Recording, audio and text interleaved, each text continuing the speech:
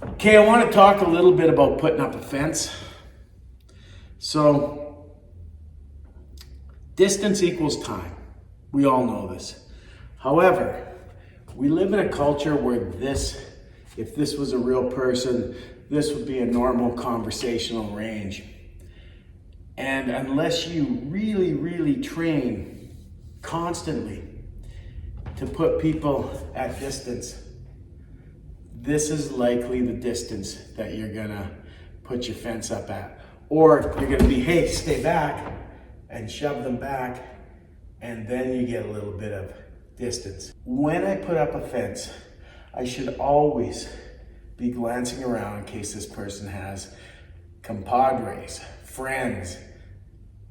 If he's a criminal, he may be working with a group. So glance around, right? More than two, in my eyes, is lethal force because bare-handed murders happen, especially with group assaults. Group assaults are deadly. And the one person I know well who had suffered a group assault had absolutely horrific, life-changing injuries. If there's more than two, or even two, could be potentially lethal force. As I put up my fence, I look around. I try not to be in a fighting stance. Now, depending on the situation and what my observation, intuition, and his aggression tells me, especially listen to what this person is saying, because they will be telling you what they want from you. So if this is social violence and I bumped into him, figuratively speaking, some way, I stepped on his toes somehow, but I don't know how, sometimes it's best to, oh, I'm sorry, man, start with an apology. I don't know what I did, but whatever it was, I think it's a mistake, and I didn't mean to disrespect you. Remember, respect is a part of self-defense. So if I start with respect, then in a social violence situation, which is the most common form of violence, I could be de-escalating. Okay, now I have to decide if de-escalation is possible at some point here, right? If de-escalation is not possible, then I have to act rather than react if I can, right? I might not get the first shot off. I might be behind the 8 ball. But as I put up my fence, let's say this guy goes on his way, that's a self-defense situation taken care of. That's the best case scenario for when you're actually confronted. The best case scenario for self-defense is when you completely avoid it altogether, right? So, if I don't put myself in the position where I have to defend myself. I'm not victim blaming here, but there are certain situations you can't avoid through just not being in certain places. Secondly, if I observe something going on and I choose to exit the situation before I get involved or pulled into some kind of violence, then that's a good outcome.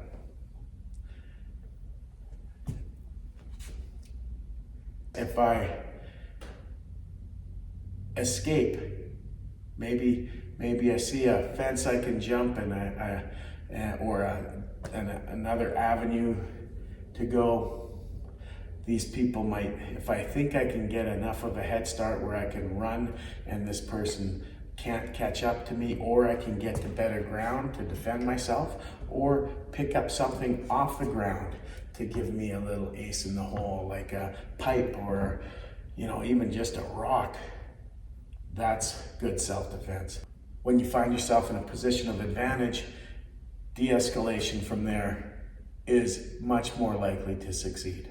So if I decide that this person is gonna be violent, I have to be able to explain why I preemptively strike. For instance, I'm facing him and he's like posturing, and then he puts his foot back. Power, loading up. For me, that's a good reason to go. If he doesn't respect my boundaries, if he keeps coming forward after I've told him, hey man, just give me some space, we can work this out, that's, to me, an indication this person's gonna attack me. He lifts up his hands, obviously, right? Obviously, when the hands come up, the fists are clenched, it's time to go. You don't have to be a rocket scientist to figure out what he's gonna do next. This is a huge tell. The hand starts coming back.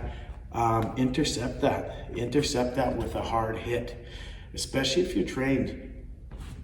You know what's coming, so get on the inside of it and smash. If you have decided that it's time to act, act ruthlessly until you can get to safety. Do not half strike, do not try to take care of this person until that person is no longer a threat. When the person's no longer a threat and you've gotten to safety, you can send that medical aid for that person. If you knock that person out, you can put them in the recovery position. You can render first aid if you so choose. But staying there could put you into more danger when he recovers. Understand that if he recovers and he does have a weapon of his own, then he may continue aggression. Now, if you have strike enhancers of some kind on you and you're gonna reach for one, okay, you gotta make sure that this person is not able to stop you from reaching it. If you reach for a strike enhancer when they're attacking, by reaching for something in your pocket when they're attacking, you may just give them that hit that you don't recover from. So remember, if I don't have my strike enhancer, my impact enhancer, whatever I'm carrying in hand, reaching for it at the wrong time is a danger to me. So maybe I gotta get his mind off what's going on. Please stay back, I don't wanna fight, just leave me alone. And then I reach for something, right? At that point I reach for something because he's stunned, right? He swings at me, maybe he's stunned there. And then I reach. Or I pull him off center line, maybe he stumbles over there, and I get my flashlight out and I'm ready to use that as an impact enhancer, right? Maybe if there's more than one and there's other people over here, maybe I attack him and get my knife out, right? Before they close distance. Or maybe, you know, if he reaches towards his pocket, I go here, I trap his hand, and then maybe break away or hang on to this until I can dump him on the ground. There's so many variables of what could happen, what you might do, that for me to say, you gotta do this, you gotta do that. No, I can't say that. In the moment, you have to solve your own problem. In the moment, you have to figure out what your proper reaction and action is. So this is just to give you ideas, but it is in no way set in stone. You have to figure it out with your use of force laws in mind, your own morality in mind, and then you have to deal with the consequences if you had to go hands-on and law enforcement got involved.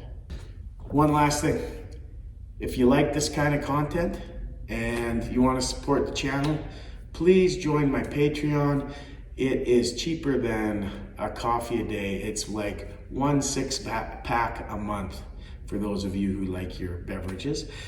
And I have lots of different lessons on there on martial arts, combatives, specifically a lot on Eskrima. And yeah, I just want to share this knowledge with people like you. And thank you so much for tuning in and staying to the end of the video.